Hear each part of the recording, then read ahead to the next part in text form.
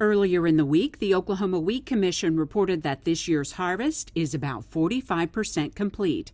Hot and dry weather is helping to speed it along, but elevators report sprouting in several southwest, south central, and central locations because of high moisture levels from heavy rain earlier in the month. Yields vary by region, anywhere from 15 bushels per acre to as high as 65 bushels per acre.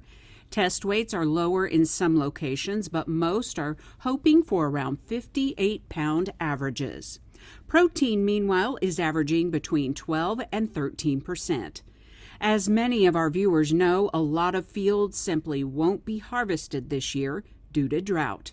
For the complete harvest report from the Oklahoma Wheat Commission and the latest from OSU, go to sunup.okstate.edu.